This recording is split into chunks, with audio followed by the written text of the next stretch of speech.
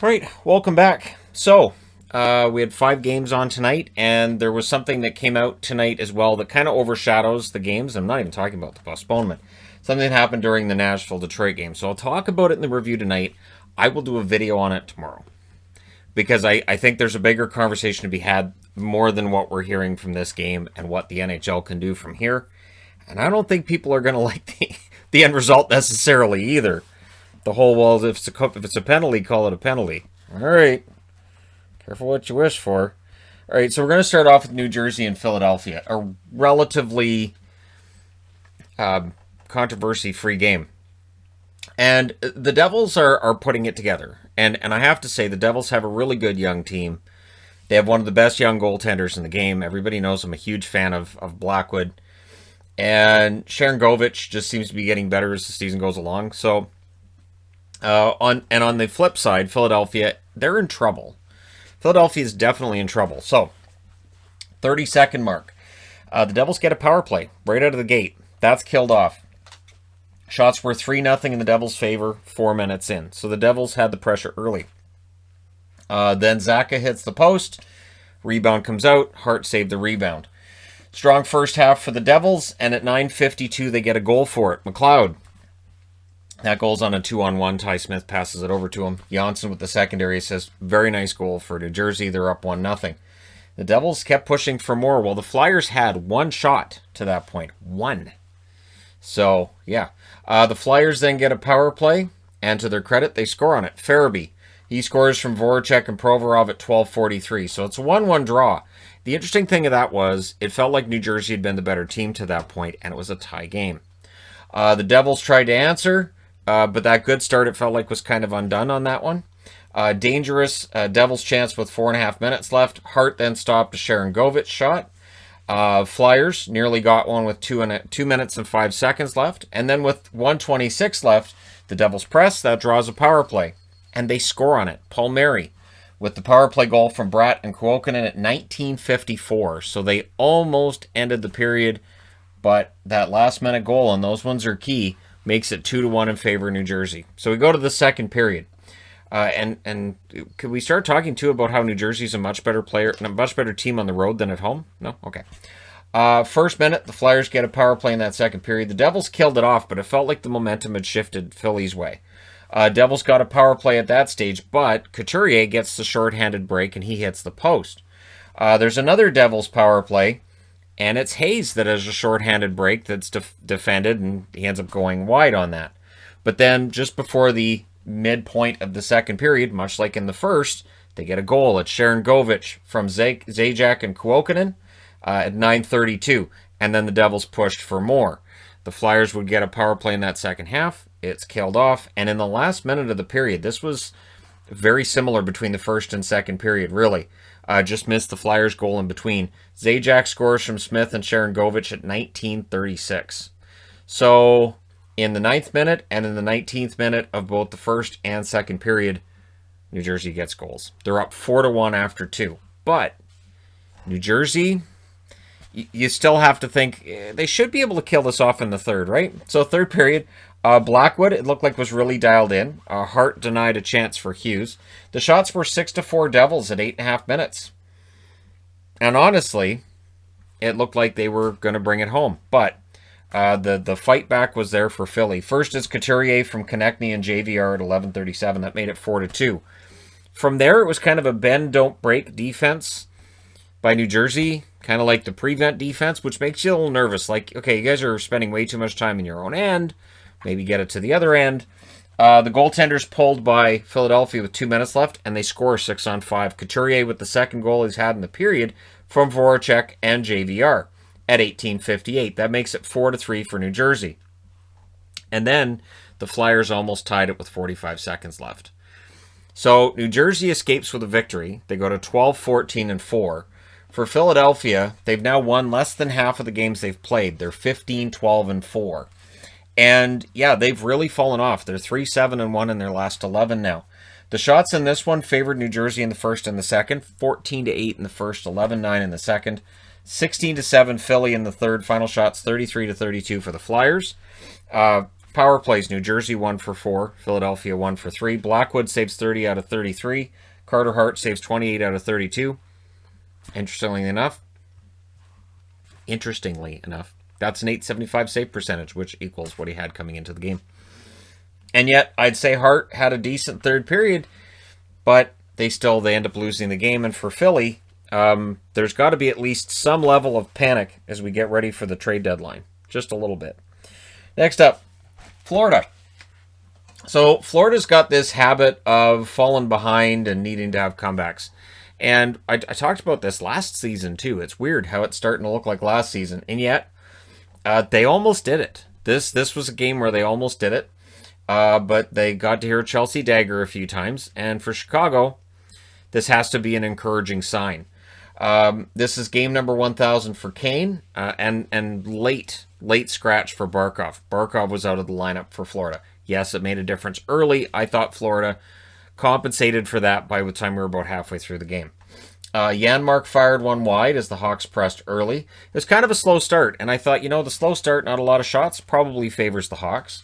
Lankinen denied Connolly. Lankinen had the best game tonight he's had in a while. And then Kubalik on a 2-on-1. The pass from Hagel was fantastic. Connor Murphy with the secondary assist at 6:24, so it's 1-0 Chicago. Suter then backhands one wide, and the Hawks were very good in this game. Verhaeghe then had a chance that was denied. The Hawks would end up getting a power play.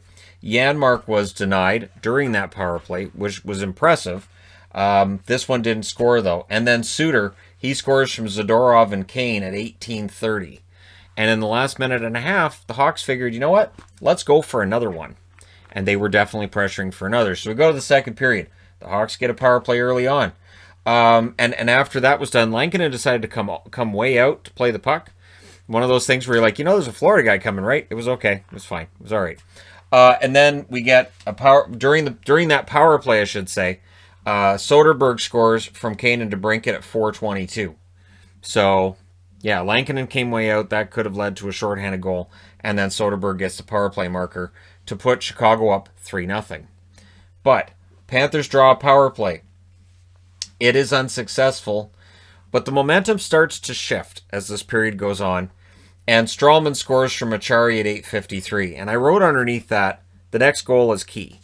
It felt like if before the end of the second period Florida scores again, the Hawks are in deep, deep trouble. If Chicago scores again, that makes this game not necessarily a laugher, but it's a lot more of a cushion there, and then you can kind of relax a bit if you're a Hawks fan. Hagel had a fast break. Drieger denied. The Hawks were controlling it after that 3-1 goal, and it just felt like the confidence was there for Chicago tonight. Hagel, dangerous every shift, had one of his best games in the National Hockey League. Tippett, with a minute and a half left, he shot one wide, so we go to the third period. Lankinen denied Hornquist early in that. Ekblad had a chance that was stopped as the Cats were pressing. The Hawks, they pressed right back at 4.5 minutes. Ekblad was denied somehow. And I don't know how Ekblad's chance stayed out. And then Chicago was hemmed in during that. But goes the other way. And Hagel has a shot that goes right off the mask of Drieger. So, yeah, Hagel could have had a lot of points tonight. He ends up getting the one assist to show for it. But he could have had a lot of points tonight. Weegar then picked off a home run pass for DeBrincat. Basically one of those, if DeBrincat gets that, he's gone and it's probably a goal. Boquist had a shot that was sent into the corner. We get a power play for Florida. Could have been a penalty shot for Huberdeau on that one. They've called penalty shots for lesser than that. So I was kind of surprised they didn't call a penalty shot. So they pulled the goalie with 5 minutes and 15 seconds left to go 6-on-4. Quenneville is nothing if not willing to take a chance. And they score. That chance was successful. Wenberg from Achari and Huberdeau. So Achari with 2 assists in this game. 15 minutes and 22 seconds. And that makes it 3-2. The Hawks did try to answer, and Weegar nearly ties it. So Mackenzie Weegar, who went, 7 games with a point? He's now gone 2 games without a point. With 2:29 left, the Hawks get a power play. And although Florida, to their credit, not only killed it off, but got some dangerous chances as well out of that, they just couldn't get the tie. So Chicago holds on. They win 3-2. They go to 15, 13, and 5. Very important in that battle for 4th place in that division. Florida drops to 28 and 4. And they're watching as their rivals in this division well, I'm going to say Tampa's pulling ahead. We'll see whether or not Carolina does. Shots in this one favored Chicago in the first 11-7. Both teams had 14 shots in the second as the momentum started to shift. And then in the third, Florida, they outshot them 14-7. Final shots 35-32 for Florida. Power plays, Florida 1 for 2, Chicago 1 for 3. Drieger, 29 saves on 32 shots. Lankinen, 33 saves on 35 shots at his end of the rink. So, no real massive issues with that game. Now we'll go to the game where there's a massive issue coming out of it, even though it didn't affect the end result. So we're going to talk about the hot mic moment at the end of this review. Okay? All right. First period, and this is Reverse Retro Predators. And so Reverse Retro is the only one worn tonight, and they did pretty well. The Predators had the early shots. In fact, 4 minutes into this, they were up 5-1 on the shot clock. Greiss stops a Cousins chance. Fabry with the turnover. The Predators press. Saros denied Helm while he was minus his stick. Helm had a very good game, just couldn't buy one. The Wings were improving it around the halfway mark, but then the Predators get a power play, and they score on it. It's Josi. Welcome back to the lineup, Roman Josi. So he's just been activated. He's back in the game, and he's on the board. Tolvanen and Johansson with the assists at 13:59. So Nashville comes out of the first period. They outplay Detroit. It's a little more even in the second period, or in the second half of the first period, but Nashville's got the lead. So second period, Greiss was bowled over. Yarncroke had a chance there. The Predators then get a power play, which was 1 for 1. That's noteworthy. And it had the one shot. So there was a shorthanded break for Helm. That was stopped. The power play would be denied. Olivier, though, would score to make it 2-0 from Trennan and Sissons at 10:41. Greiss was minus his stick when that one went in. So goalies having problems holding onto their sticks in this game. So it's 3-0. Yeah, it turned into 3-0. But the Red Wings challenged it for goalie interference. And the replay showed it was goalie interference. Not penalty goalie interference, but incidental contact with the goalie. Definitely Greiss got hit in the head. That's goalie interference. They're going to call that all day. So they did. They take that goal off. The Wings then pressed with 6.5 minutes left. Power play for Detroit. That's killed off. We'll talk about the Detroit power plays at the end of this. Grimaldi then had a chance that was stopped as well. So we go to the third period. The shots were 1-1 4 minutes in. And then there was one of those WTF turnovers by the Wings, which gave Grimaldi a pretty good chance. One of those, what are you thinking there? Predators blocking the middle of the ice pretty well. The shots were 5-4 for the Predators with 8 minutes left. And then Greiss stopped a good chance for Sissons. The Wings press with 5 minutes left. Things get kind of scrummy with 4:24 left. We get some 4-on-4 play. Goaltenders pulled with 3 minutes left. And then with 1:45 left, there was a delay game call against the Predators, and that made it 6-on-4. Unsuccessful for Detroit, but it definitely made things more interesting when it's 6-on-4, right? So, the shots in this one is Nashville gets the win. It's the 12th career shutout for UC Saros. Nashville goes to 15-17-1. These are the games they have to win. If they're going to keep up with Chicago, if they're going to keep their playoff hopes alive, they have to beat Detroit every time they play them. Detroit's now 10-19-2, and the goal support that they're giving Greiss doesn't exist. Coming into tonight, they're scoring an average of 1.7 goals per game when Greiss is in the net. So when I see people saying, Greiss has been exposed, Greiss isn't very good. They're only scoring 1.7 goals a game for him. It is rough for a goalie when you know you can't allow a goal or else you lose. So, yeah. Shots in this one were 12-8 Nashville in the first, 15-12 Nashville in the second, 11-7 Detroit in the third. Final shots 34-31 for Nashville. Power plays, Detroit went 0 for 3, and Nashville went 1 for 2. Greiss saves 32 out of 34. Saros saves all 31. So, they called Arvidsson for tripping on John Merrill. And the referee says,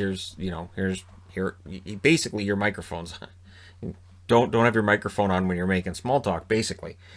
And he said, and you can hear it as clear as day on the broadcast, it wasn't much. I just wanted to get a effing penalty against Nashville early in the... And then he remembered to turn off his microphone.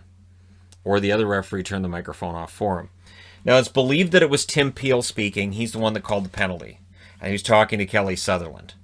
So the NHL's already announced they're going to investigate it. I will do a video tomorrow on what the ramifications of this could be. I have talked for years about even up penalties. How many times have we watched hockey games where an announcer will say, okay, so we had the last 2 power plays, they better be clean now because they're going to be looking for one against our team. Or, okay, we killed off 2 penalties, we're going to get the next power play. This has been a part of hockey forever. Referees, I'm not going to say they're instructed to make sure the power plays are as even as possible, but it's in the culture of referees that that's how the game works. Look at the power plays here. 4 and 3, 2 and 3, 3 and 2, 3 and 4. It's always pretty darn close to even. It's not right that it's always that close to even, because it's almost never a case where one team and the other team are equally taking shots at one another. There's very often one that's taking more shots, and I don't mean shots on net. I mean, cross checks and trips and slashes. But we'll hear announcers say, that would have been a penalty in the first, it's not a penalty now. Or, in the Arizona game that we'll talk about, there were penalties they could have called on Colorado, and Tyson Nash said they're not going to call that because Arizona just had 6 minutes of power play time. So that's not a penalty here. And that's the conversation that needs to be had. So, I think hockey's going to have that because Tim Peel left his microphone on. And I'm thinking it's Tim Peel because he's the one that announced the penalty, but we'll see. Maybe it was Kelly Sutherland. But this is just referees saying out loud what we have always known happens in hockey. It's not a rigging thing. It's a trying to make things fair with the even up call, where you'll see, that's not a penalty. It's an even up. And it is. Because Arvidsson, being called for the trip on Merrill, he's admitting there wasn't much there. But I had to call a penalty on Nashville. And there it was. So, let us move on. Like I said, tomorrow I will discuss it in the video. Because it's late now, right? All right, Tampa. Let's talk about Tampa and Dallas. It's a bad matchup for the Stars. The Stars, if they didn't have bad luck, they'd have none at all. This game was just... It was rough. It was a rough watch. Rave jerseys. I do love the Rave jerseys. And I love the pads that Ottinger wears that he's got for the Rave jerseys. It's kind of a shame he didn't start this one, although Hudobin was very good. It was Hudobin versus Vasilevsky. Vasilevsky looking for his 12th straight win. And he's getting close to record territory on that. Early press by the Bolts. Turnovers by both defenses early, which was keeping things interesting. We then get a power play for Dallas. And Roope Hintz scores on it from Robertson and Pavelski at 4:32. So Pavelski with a point, Gurianov with a point, and a goal for Hintz. That's 3 for 3 right there with things that Dallas would have looked for in the first period. Gurianov, though, was snake bit. Or no, it was Robertson with the assist. I know Gurianov was on the board. So Robertson with the assist and Pavelski on the Hintz goal. Gurianov, however, was snake bit in this game. Opportunities. He's been getting opportunities galore while he's not getting goals. And it's got to be getting very, very frustrating for him. I hate to think of how many sticks he's probably snapped. Shot blocking for the Stars. They were taking care of the slot. They did that as well as they could in the first period. It had mixed results throughout the game. It was a fast period. Some good end-to-end action. Didn't remember a whole lot of whistles in it. Tampa Bay was controlling well, though, in the first 20. Or was controlled well in the first 20. So Dallas did their best to neutralize Tampa's attack, which you may not be able to do for a full 60. So second period, at 10 seconds, Vasilevsky shoots the puck into the face of Sergachev. And I don't know what strategy that is to hit your defenseman in the face with the puck. I assume he couldn't see him. I'm not going to say Sergachev owes him money, but pay up. So yeah, that caused Sergachev to leave. Sergachev would come back, however. Tampa Bay then had a power play that was killed off, which is a rarity for Dallas this year against Tampa. Ben takes a penalty. It's the second Bolts power play, which including that first power play, it was 4 for 10 now in the season series against Dallas. That's not great. And then they score on it, so it became 5 for 11. Stamkos with the goal from Hedman and Palat at 8:08, and it deflected off Sekera. And honestly, when it goes in, Stamkos kind of does one of these. Like, it's a goal, I'll take it. Sure, it's my goal. All right, they all count. He was kind of like, it went in. Cool. And it's 1-1. The Bolts play picked up after that goal. Hudobin denied Stamkos 2-on-1, but Yanni Gourde with a goal where he takes the shot and it's blocked. The rebound drops right back down to him off the shot block, and then he put it in the net at 12:44. So that's 4 straight games with a goal for Yanni Gourde. And yeah, the Stars were stuck on 1 shot for a while. In fact, for the entire period, they had 1 shot. Tampa came out in that second period and said, all right, so we're going to take over this game, and you don't have anything to say about it. Dickinson was definitely fighting the puck in that game, too. They had a whole swath of appearances they'd isolated on him where he's either mishandling the puck or whatever he's doing, and it's been a rough go for him. But when your team's scoring as few goals as Dallas has been over the last while, there's a lot of guys going through that. Last minute, there were some chances for Tampa, but we go to the third period, it's 2-1. Hintz gets injured 17 seconds in, hobbled as he leaves the ice, and I thought, well, of course, he was out, he's in, now he's out again. He would come back before the end of the third. We now have Stars getting injured during the game and coming back during the game as well. So, it's a quick turnaround. Stars had 9 shots through the first 44 minutes of this game. 9. They ended up getting some opportunities throughout the rest of that period, but 9 shots in 44 minutes. Bolts then get a power play. That would turn into a 4-on-4. Tampa loves 4-on-4 hockey. I think they do it on purpose. And Hudobin had to stop a good chance from Sergachev during that 4-on-4 play. Hudobin was good in that period.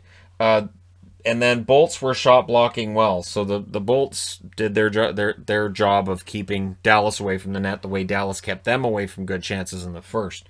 Hudobin then saved a good chance for Hedman. Sergachev decided he hated Pavelski, so he takes an interference penalty because he hates Pavelski, which is fine. It's one of the, it's one of those things. Just a term I use where I'm watching him like, what caused that? Where a guy will just turn and just flatten somebody. I'm like, all right, you hate him, I got it. So yeah, Sergachev decided he had enough of him. Chernak was then hurt on a shot block, and it was a shot from Hintz. So sure. So Chernak was hobbled. He left the ice. That was after Sergachev took a puck in the face. So it was a rough night to be a defenseman or a Dallas Star. So Coleman then was called for a hook, and it turns into a 5-on-3 for a minute and 29 seconds. I will straight out say that penalty, not great. And I say that because it's one of those borderline calls, but to make it a 5-on-3 for a minute and 29 seconds, it should be something I feel a little bit more. Now, if you're going to say, well, it could have been a scoring opportunity, okay, but still, I thought it was iffy. So, but you get 5-on-3 for a minute 29. The good news was Stars' power play wasn't happening, and Tampa's penalty kill was fine, so they killed the whole thing off. The Stars would press, Vasilevsky making some saves. They pulled the goalie with a minute and 50 seconds left. It doesn't matter. Your final score is 2-1 for Tampa. They go to 24-6-2. Tampa's at 50 points already. So they have 50 points. Florida's now 6 points back at 44. So they're starting to build their lead. And for Dallas, they go to 10-11-8. No, I can't have 10-10-10. It's not going to happen. And again, for Dallas, they've now won 10 out of 29 games. And people will still say, well, they're going to go on a run. Okay. All right. I just picture like in June that the building's empty and Dallas was, has played their last game of the regular season a while ago, and there's still going to be people sitting in the stands. They're going to be back. Though they're going to go on a run. I don't care if they miss the playoffs. They're still going to win the Stanley Cup somehow. So the shots in this one favored Tampa in the first and second. 9-6 in the first, 10-1 in the second. Then Dallas outshoots them 10-7 in the third. Final shots 26-17 for Tampa. Power plays, Tampa goes 1 for 3. Dallas goes 1 for 4. On the season, Tampa's now 5 for 12 against Dallas's penalty kill. Vasilevsky, 16 saves on 17 shots for his 12th straight win. Relatively easy win for Vasilevsky. And Hudobin, 24 saves on 26 shots. And, yeah, it wasn't on Hudobin at all. But for Dallas, it's just another night where they're having trouble scoring. Their penalty kill was a bit of an issue. And, yeah, that's kind of the way that goes. And Tampa's now won every game against Dallas. I think that's, what, 4 in a row? And that's only halfway through. Dallas still has 4 more games against Tampa. Now I need to change boards for the final game of the night. All right, final game of the night. Arizona against Colorado. So this was the debut of Jonas Johansson as a goaltender for Colorado. I love his mask. I'll say that straight out. I love the mask. And the mask was the highlight for him tonight. Really, kind of, sort of. Although, so it starts really fast for Arizona. The first shot he faces as the goaltender for the Avs goes in. And my first thought is, uh-oh. So it's Chychrun from Krause and Brassard at 125. And it was an Avs turnover that led to the goal. Now, Johansson saved shot number 2, and I felt like, okay, am I going to have to count which shots he saves and which ones he doesn't? So Goligoski would then score from Kessel and Larson at 4:52. That was the third shot. So again, I put, he stopped shot number 4. That Johansson looked a little dicey there. 2 goals on his first 3 shots faced. He did get a lot better as the game went along. So the Avs had no shots 8.5 minutes into this game. They started very slow. The Avs then woke up, though, at the half, and they get a power play, and they score on it. Landeskog from McKinnon and McCarr at 14:47. The Coyotes then got a power play. That was killed off, and before the period's out, that first line, which is lethal, they get on the board again. Rantanen from McKinnon and Landeskog at 18:49. So we go to the second period. And to me, the turning point, and I know how this game ended up, but to me, the turning point was in that second period. McKinnon gets a 4-minute high stick. And that 4-minute power play, it was not very good. I think they had 1 shot in those 4 minutes, maybe 2. And then Hill denied Kadri after that power play was over. Coyotes then get another power play. But they were 0 for 4 after that one. And I felt that could cost them during this game. Hill then denied McKinnon. The Avs top line was buzzing with 3 minutes left. Pitlick wasn't on the Coyotes bench. And he'd come back and then he'd leave again during this game. So hopefully Tyler Pitlick's all right. Kadri was then denied late, but with 11 seconds left. Landeskog from McKinnon and Girard. So in 1949, Colorado takes a 3-2 lead. They were down 2-0 less than 5 minutes into this game. And over the next 35 minutes, they built themselves to a lead. So you go to the third period. Remember, you get 3 tacos if the Coyotes score in the third period. And no, I'm not talking to everybody globally. Just for Coyotes fans, you guys know what I'm talking about. So, tacos. Pitlick would come out, and then he'd head right back to the locker room. Garland takes a penalty. The Avs go to the power play. They don't score on it, but Nichushkin scores from Graves and Girard at 5:28. So that made it 4-2. And then the key goal of the game happens. It's Lawson Krause from Hayden and Goligoski at 6:38. And it's nice to see Krause tonight gets on the board with an assist and he gets a goal because the guy does have good offensive instincts. He just hasn't had a break all year. So it's nice to see him getting there. And then Krause had another chance after that. He was trying to tie it. Kessel had a break that was stopped. Great save by Johansson, but Kessel would eventually put one in at 8:41 from Keller and Schmaltz, and that was during the same shift. So that ties it up. The Avs then get a late power play. That was killed off, and Aiden Hill with some fantastic saves to send this game to overtime. In overtime, there were some good chances both ways. Kessel had a breakaway, which was saved. There was a power play for the Avs on a Schmaltz penalty, which caused them to have all kinds of shots. Really, Colorado had a lot of opportunities, and Aiden Hill was just, denying them right, left, and center.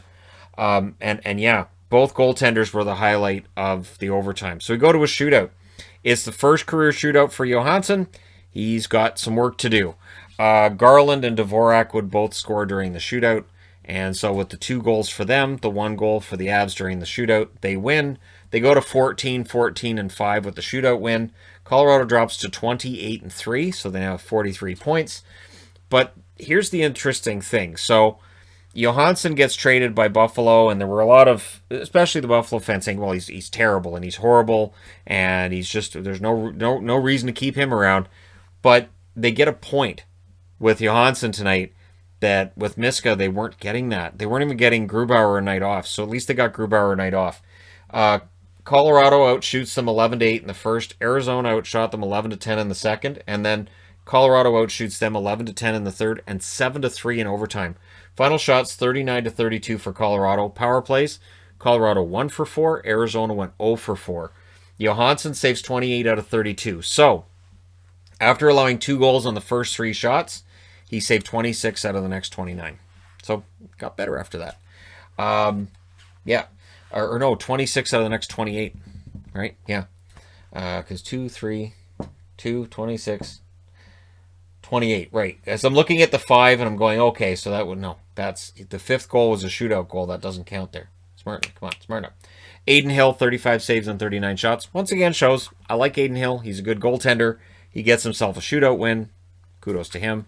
And, yeah, Colorado, like I said, ends up getting a point, which isn't the 2 points they would have wanted, but it's better than nothing. And again, it is important to get Grubauer nights off because the schedule is brutal. And if you have a goaltender that can at least get your starter the night off here and there, it's better than what Colorado has had so far this season. Let me know your thoughts in the comments section below as always. Don't forget to hit like and subscribe if you're browsing your way through. You just happened upon this video. And hey, thank you guys so much for watching, for all your support. I will talk to you again soon.